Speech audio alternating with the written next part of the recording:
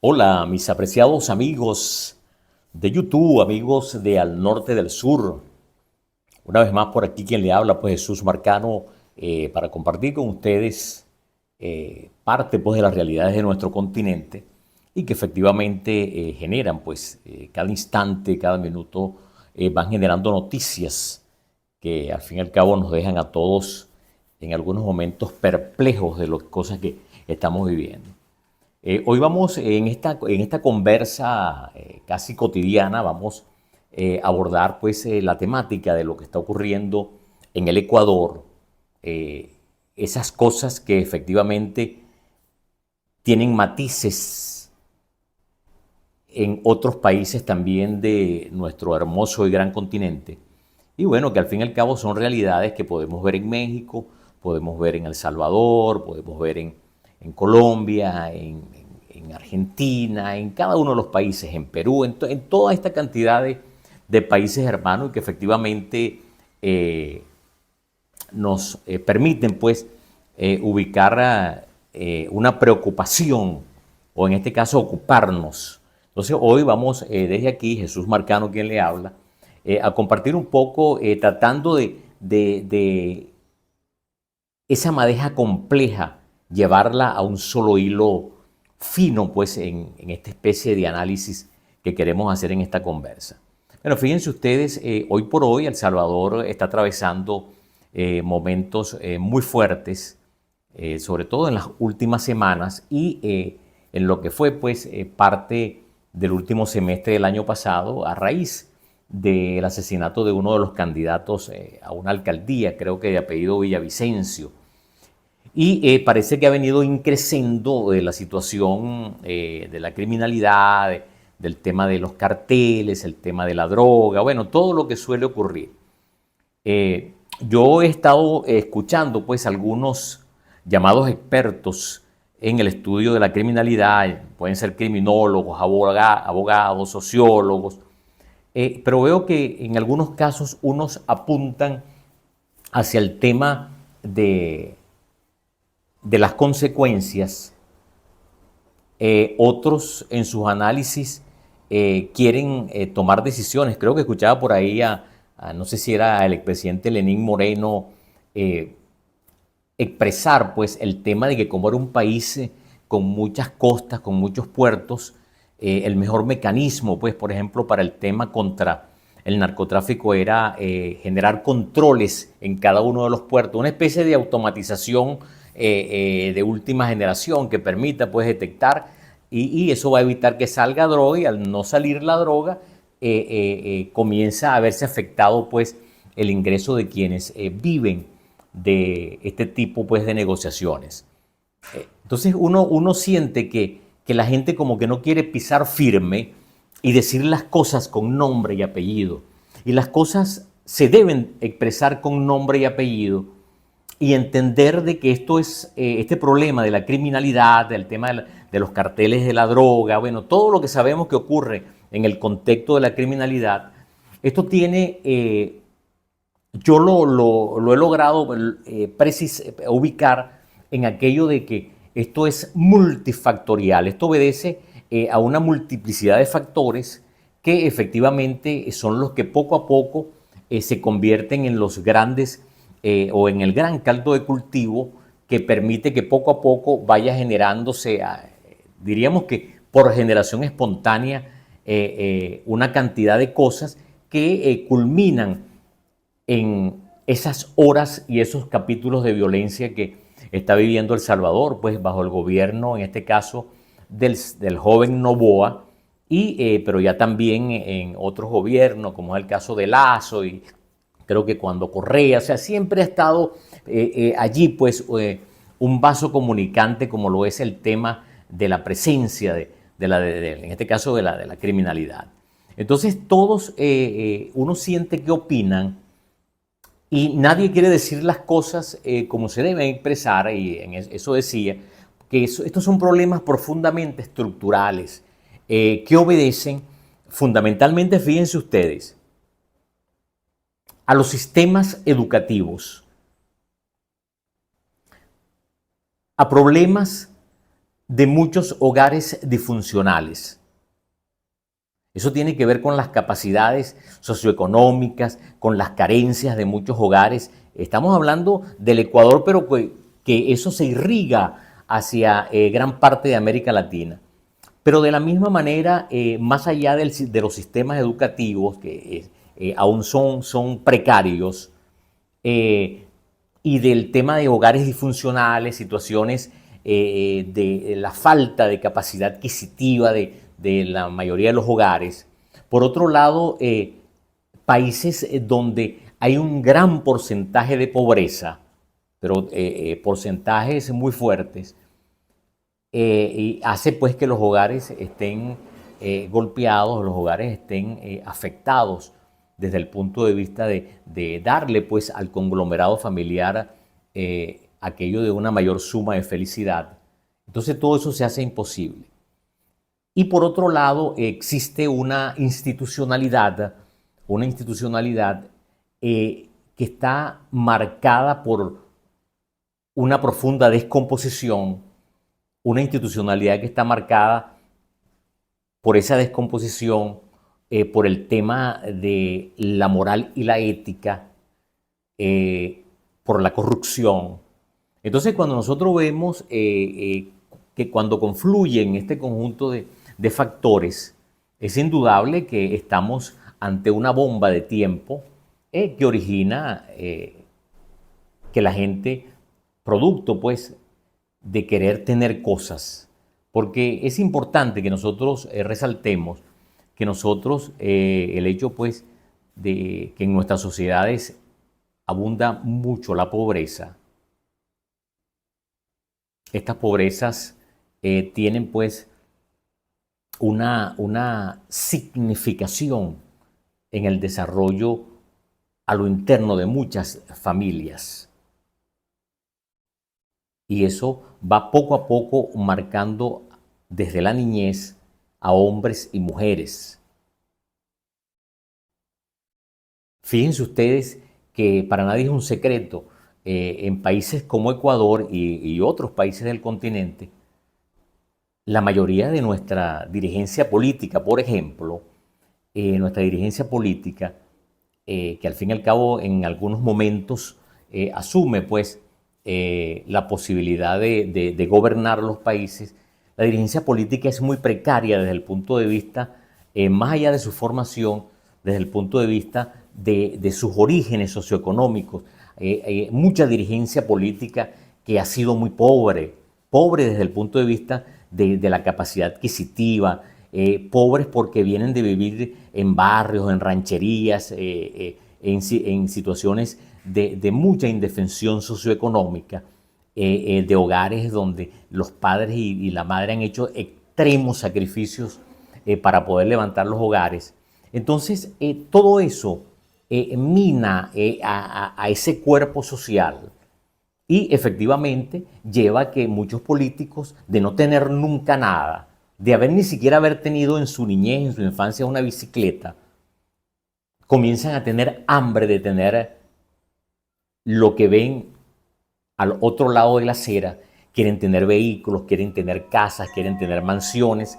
O sea, nadie busca vivir en conformidad de una manera pues consona según sus capacidades y sus ingresos, sino que aquí la gente quiere imitar al otro, al que tiene, ¿ve? Al que de repente es hijo de un gran empresario, al que de repente es hijo de alguien que, producto de años de inmigrantes italianos, extranjeros que llegaron a nuestros países españoles y que con mucho esfuerzo y sacrificio lograron montar negocios, emprendimientos que se convirtieron en grandes emporios industriales en estos países.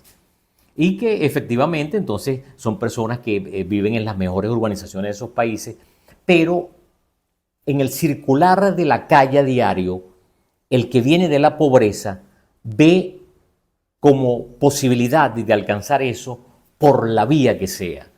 Y entonces vemos cómo hay una cantidad de políticos que se van involucrando en una manera fácil de conseguir dinero porque también quieren tener una gran mansión, porque también quieren tener grandes carros y grandes camionetas, quieren tener relojes, prendas, accesorios que efectivamente ante la sociedad los haga acceso a un reconocimiento desde el punto de vista social.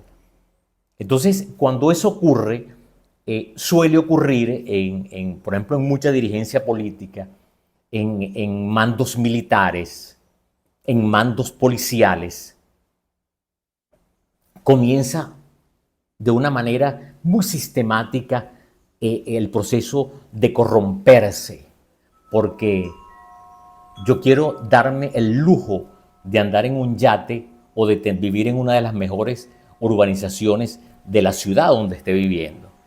Entonces vemos como, por ejemplo, alcaldes que ayer no tenían nada o concejales que vivían en las orillas de Guayaquil o en alguna montaña en Quito, en situaciones de pobreza, comienzan a elevar y a tener fortunas en un pasar apenas de 3, 4 o 5 años de un gobierno. Entonces tú comienzas a preguntarte, ¿de dónde emergió esa capacidad financiera de alguien que en su vida nunca tuvo nada? Entonces yo creo que allí está pues parte dentro de lo neurálgico de esa situación. Vemos cómo muchos de esos personeros de las instituciones políticas, militares, castrenses, se han venido prestando desde otras instituciones del Estado, aduanas, peajes, se han venido prestando para facilitar procesos que le den crecimiento al tema de quienes, por ejemplo, trafican con el tema de la criminalidad, con el tema de la droga, con el tema del tráfico de armas u otras especies. Eso está ocurriendo en casi todo nuestro continente. Y entonces se busca atacar el problema planteándose hacer más cárceles, buscar altas tecnologías, que al fin y al cabo eso lo que termina es en un gran negocio para quienes firman contratos de construcción arquitectónica y de ingeniería civil para construir grandes fortalezas para meter probablemente a los más débiles de la sociedad, meterlos presos. Allí quedan jugosas comisiones. No hay un planteamiento que emerja desde la revisión profunda del sistema social, del sistema político, para tratar de atacar los problemas efectivamente de raíz. ¿De dónde se originan? Y el tema está allí, en la profunda pobreza, en las profundas asimetrías y desigualdades que tienen nuestras ciudades. Entonces es un tema del tener. Y cuando quiero tener, se me importa poco llevarme por el frente al que se me presente. Esa es una de las realidades. Y eso no quiere decir que en países del llamado primer mundo no exista pues el tema de la criminalidad, no exista el tema de la descomposición y la corrupción de las instituciones públicas del Estado.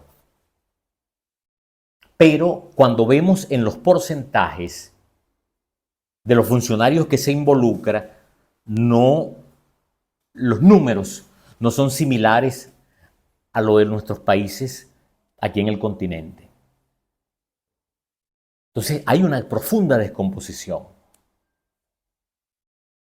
Pero que el escenario que es proclive con sus tenazas agarrar a las personas y fundamentalmente a los más vulnerables desde la ética, desde la moralidad, y los aprisionan, diríamos que por el cuello bien duro, y los hacen arrodillarse ante esa tentación de ostentar cosas, de querer tener. Porque es como afrodisíaco el tema del poder. Casi que genera orgasmos colectivos en quienes asumen pues efectivamente la aspiración de tener poder.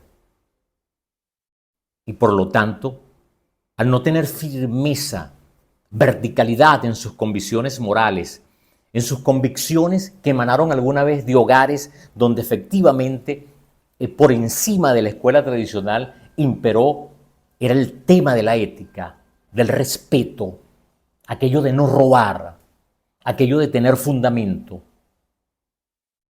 Entonces caen arrodillados ante el espejismo de esa ostentación, y que ya es muy vieja, de los tiempos de Adán y Eva, con aquello de la tentación de la serpiente y la manzana. Entonces nuestra América Latina atraviesa pues esas grandes debilidades. Sindicalistas. Ahí escuchaba el tema en Argentina, sindicalistas.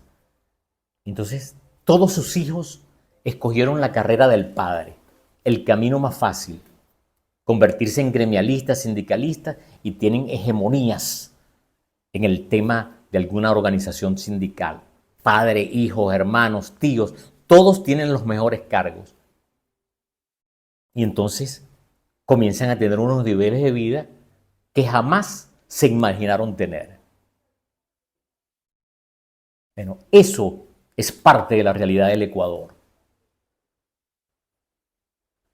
No todo el mundo lleva un apellido Noboa o lleva apellido de las grandes familias. Y observen, vean pues, como jefes de policías, como alcaldes, como gobernadores, como gente que tiene la posibilidad de ir al ejercicio pues, de un cargo de opinión popular, donde la gente votó para llevarlos allí, y que llegan a veces en chancleta, con un solo pantalón en una campaña, con una camisita toda deteriorada y sin prendas, sin cadenas de oro ni atuendos para creer verse bien. Bueno, terminan montados en corto tiempo en conseguir y alcanzar mansiones, carros, yates, inversiones en otros países. Y eso es en todos lados. Es impresionante ver lo que está ocurriendo, por ejemplo, con el expresidente de Argentina, Fernández, Alberto Fernández. Oye, que de ser un catedrático, un profesor universitario, de vivir alquilado por alguien que en Puerto Madero, en Argentina, le facilitó pues un inmueble para vivir en una zona exclusiva, hoy en día parece ser que ya tiene inversiones en esos años que estuvo en la Casa Rosada, que no son muy, creo que no pasa de un lustro esto. Y hoy por hoy parece ser que es un inversionista en Madrid, donde adquirió, se presume, pues, inmuebles. Cosas como esa. O sea, eso es de locura. Entonces, yo creo que aquí hay que darse, ya para concluir, porque quería pues dar un vuelo rasante por este tema, yo creo que aquí hay que comenzar a repensar los sistemas y modelos educativos, a repensar el tema de la familia, a repensar el tema del tener y a repensar a quién se coloca en los cargos, sean de elección popular o sea de asignación por parte de quienes gobiernan, para que sean ministros o sean directores o jefes de división de algunas instituciones. Yo creo que está llegando la hora ya de revisar eso con profundidad. Aquí hay muchos países donde el hecho de haber ido, por ejemplo, a prestar un servicio militar y tener un 5.º grado de educación primaria, el camino que se le daba a esos jóvenes era la posibilidad de decir, métete a policía, porque tenía 6.º grado o 5.º grado, a veces no concluido, y por el hecho de saber manejar un armamento, por haber estado en el cuartel, en la vida militar durante 1 año, 2 años, se les daba un cargo de policía. Entonces, si ese ser humano no tiene una estructura mental, una estructura educativa de formación con respecto a valores, es una pieza ideal para ser corrompida. Esa es la verdad. o si eras un futbolista que lograbas en tu ciudad o un beisbolista ser bueno, pero que no llegabas a mayores, entonces te mandaban a una escuela para que te convirtieras en profesor de educación física por haber sido un buen deportista. Eso no puede ser.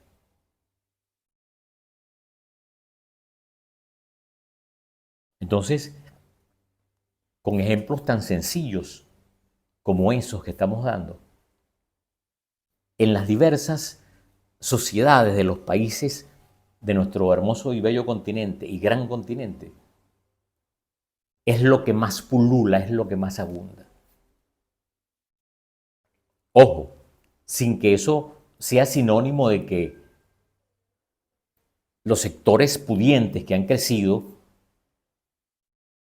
no son tocados por ese tema de la ética y la moral. No, porque es que hay muchos sectores de la clase alta, de las llamadas oligarquías regionales, de las llamadas castas regionales, que también tienen hogares disfuncionales, tienen graves problemas de ética y moralidad y han vivido haciendo un esfuerzo con su creación en algún momento como empresarios o comerciantes, pero casi siempre durante años bajo la sombra y la dádiva del Estado.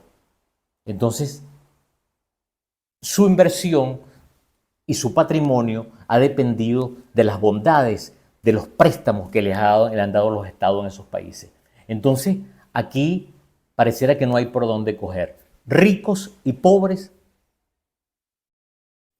tienen un mismo matiz. Eso es bien lamentable. Bueno, mis amigos, esperando pues que tengan a bien disfrutar, compartir esta conversa, estos comentarios, desde aquí, desde el norte del sur, y por otro lado, la suscripción y el like para seguir creciendo. Gran abrazo a todos y bueno, iniciando pues una vez más este año 2024. Abrazos.